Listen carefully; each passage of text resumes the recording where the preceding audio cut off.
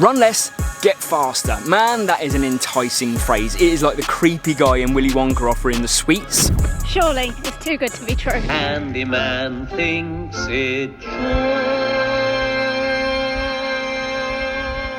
The truth is, it can be the case, but importantly, it's not a hack, it's not a shortcut, it's way more complicated than that. I did run faster in my Chicago Marathon from reducing the volume and running less in my training block, but we have to look behind the curtain to get a more accurate picture. Listen, here's my thoughts that I'd be thinking, is that people fall for this whole if you run less, you can get faster, shortcut, hack, whatever you want to call it, because they think that it's you only or you just have to run less and you will get faster, which obviously doesn't make sense. That can't be the case. It means that if you run less, you probably got to do some other things to get faster. Like running less can work. I am proof in the pudding. Ben Felton is proof in the pudding. But neither of us ran less and did nothing else, and that is the nuance. So what we're going to do in this video is we're going to explore this hack, this shortcut, this run less, get faster phenomenon that everybody talks about. And we're actually going to look at, if you do run less, what do you have to do instead? You see, cutting volume alone, it rarely does the trick. In fact, I would argue maybe it does in some really obscure circumstances, but you can't just cut volume out from your running and expect, I'm going to be all right, I'll get faster.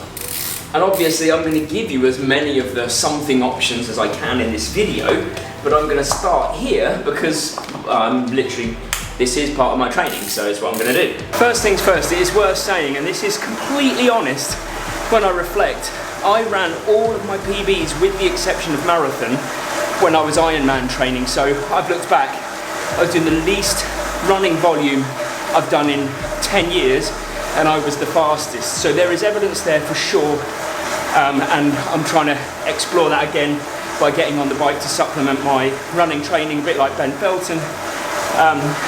So I know it works, that's the first thing. But I will say one thing that, 1 hour of cycling is not equivalent to 1 hour of running if you want to be a faster runner, but I can't do the amount of volume necessarily that some people can. I know I can supplement it with my cycling, so things like cycling, things like the elliptical, things like the step machine, actually so many different versions of cross-training, they are cost effective, reduce the impact, but are still really, really beneficial. So whilst they're not exactly as good as running, they're pretty damn close in considering how much progress you can make. Oh! That is going to see me through this training block, I promise you that, and it's going to improve, it's going to increase in terms of volume. And all you've got to do is look at some of the best examples, pros. Look at Georgia Hunter-Bell, a lot of cycling in her training. Look at Elliot Giles, again, he uses like a kind of elliptical that goes on the road a lot of the time for his training. Ben Felton does a lot of cycling like me, and he knows that that has improved his running. So you can even look at me if you want to, I know I'm faster, just a normal runner, but this is going to see me through. Cross-training is definitely something that you need to do rather than just run less, but it definitely works. But there are other options if this is not for you, if you don't like this. Another special occasion today, Mary's first threshold session. Yeah. What distance? Kilometre repeats. Ooh. 8 of them. You sound delighted. I'd sort of forgotten what I was doing until you just reminded me. Oh. Right, let's talk turkey, or more accurately, let's talk quality, because it's not going to come as any surprise to any of you that, let's look at it this way. Let's say you've been training in your marathon training cycles, you've been doing 4 or 5 runs a week, and those 4 or 5 runs are the same types of runs, they're easy runs. Really, would it surprise you that if you substituted one of those easy runs for maybe a run of less volume overall but higher quality and a bit of intensity, that is immediately going to make a difference? Because it is, We're living proof. And you know, there's a lot of ways to add quality into your session. It doesn't have to just be threshold. You could do marathon pace, you can do tempo, you can do fartlek, you can do strides after an easy run. There's a lot of different ways to push the physiological systems inside. You know, perfect example is literally this session here. Mary's gonna do her first threshold session of the Chicago training. I'm sticking to tempo, slightly less aggressive on my body right now while I'm just trying to work my way through some tightness, which is all it is. But we're picking two different sessions, but we know we're both going to get benefits above what we would get if we were just doing an easy session. Safety first as well, I would say, by the way. We're not saying that instead of all of the easy runs you change them out for a VO2 max, a threshold, a tempo, a fartlek in each week. To each and every week or to each and every block a purpose. So things like right now Mary's doing lactate threshold, we're probably not doing very much intensity for the rest of the week. When we get into the build blocks, it might be threshold and tempo or threshold and marathon pace. I might go to threshold and tempo. We'll do bits and bobs. You know, these are just my thoughts, but it's about being safe, right? You can't just say I'm swapping this for that and this for that. That's why we periodise our training. This might look like we're destroyed, but this is tactical in the Thailand heat. But it would be, Mary, can I ask you, would you say that threshold sessions made the biggest difference when we switched them from an easier run to these? Absolutely. This is my one. But if I could pin one session to my progress, it would be this one. It just doesn't look like it right now, but I promise you, you keep nailing these week after week. And it's never one session, but no, it really is a good one for mental and physical gain. The accumulation of these sessions, isn't it? Okay, it's 6:55 a.m.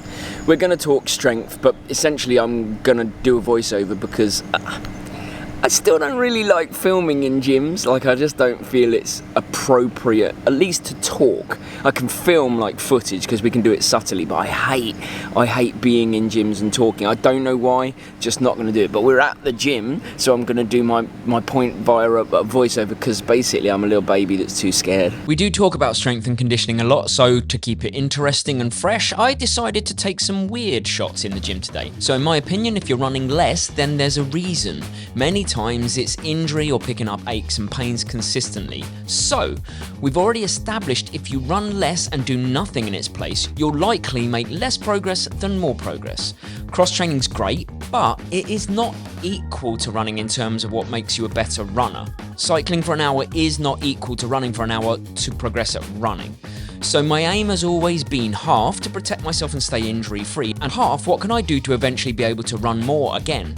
So doubling down on a stronger, more resilient body is going to enable me to be faster, but more importantly for me, it's going to help me get back to the running volume I think I need to get to make the progress I want. I've been in the gym now 3 times a week for the last 6 months. There's no avoiding it as we get older, and is it going to help for Chicago?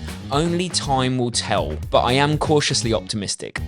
Like, it's all very well stepping back in terms of volume and in terms of days running because I've done it, but my opinion is if you are not looking in the future of ways that you can potentially re-add more volume in a safe way, then you're probably leaving some meat on the bone. I don't know if that's the right phrase, but what I mean is that I don't think it's a case of just stepping back and going, well, this is the amount of days that I run now, because over the arc of a marathon training cycle and many marathon training cycles, you should be thinking, well, how do I kind of up this? How do I go to the next level? How do I kind of get myself faster? And sometimes for me it's been stepping back and it's been adding cycling, and sometimes for me this run here is actually a perfect example of a plan that's been in motion for actually, I don't know, I think like 3 years if I'm completely honest, because for the Chicago training block, that was the first time in mid-2024, so actually 2 years. Mid-2024, I took that step back and I went to 4 runs from 5 in the Boston block because it was just tipping me over the edge, and it's taken me this amount of time to do all the right things that I think I needed to do to get back to running 5 days a week. This is my Wednesday run. This is the day that I took out and added cycling. I've put it back in in this training cycle, and I'll tell you why. So if we cycle back to, not, if you'll excuse the pun, I don't mean actually cycle, but if we go back to 2024 and we think about all of the reasons that I took a step back, it was because I kept tipping myself over the edge, and it's been a process of improvement, cycling, double down on that, more cycling, but also knowing that if I want to hit the heights I think I'm capable of, in fact 2:39 in Chicago, then I need to be running what I think is a little bit more volume at the very least. I think my body can now absorb 5 runs in a week. So I'm just essentially looking for ways to add easy volume into my week. The things that won't change are the threshold sessions, the tempo sessions that might change to marathon pace sessions on a Thursday, and the long run on a Sunday. That's 3 runs. Everything else is like, how much more can I get that's safe? So it's a year's process, not a week's or month's process. Mary's at 6 days, 8 runs. I'm trying to get myself to 5 days. I'll then supplement it, as you know, cross training. That's a different point altogether. And that's your perfect example of that run. Tick it off, move on. This is my 3rd week of getting to 5 runs in a week in the Chicago training block, and I tried it before London, where I was doing 5 runs for 3 or 4 weeks before London. And so far, fingers crossed, the legs are holding on. So it's not always about cutting back without a forethought on how you can start to move forwards again. If you want to, everybody's got their own balance, everybody's got their own line, everybody's got their own tolerance of what they can fit in their lives. Totally get that, but while we do what we do, while we live this life we live, I'm gonna try and get some more easy volume in, and this is the start. And finally, all roads lead here. The whole reason that we maybe take a step back, and I've been alluding to it all of the video, is that I take 1 step back to potentially take 2 steps forwards in the future.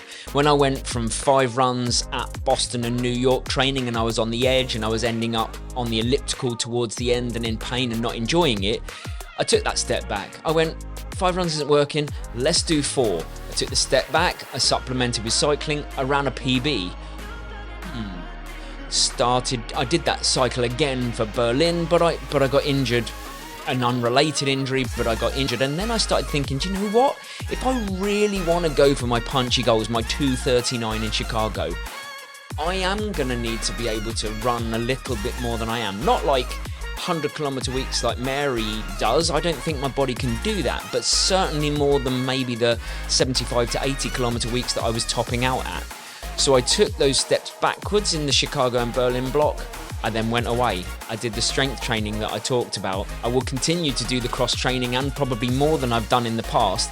And I've trained my body over the last few months to be able to run 5 times a week. First of all, it was like 5k each day, and I just built that platform with the strength work on top so that my body could tolerate those steps forwards after taking the step back. And ultimately, that's what it has to be about for all of us.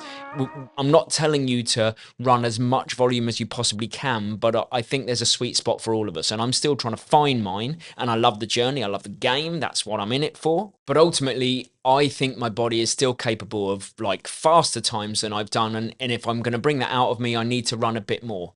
Will I always aim to run this type of volume? Oh, probably not for my entire life, but while I believe I can, I'm going to do it. That's the cycle of training, right? That's the cycle of life. And that's why I made this video, because there are no shortcuts, there are no hacks. This is a life process. That's the point. And if you liked this video, 100% you're going to like following us on our training series towards Chicago, where I'm trying to run 2:39 and Mary's trying to run her first sub 3. So I'm going to link 2 videos. The first video in the Chicago training series, and Mary's Tokyo marathon when she ran 3 hours and 2 seconds, proving sub 3 is definitely on. So make sure you get subscribed to follow the journey. Thanks for watching. I'll see you soon.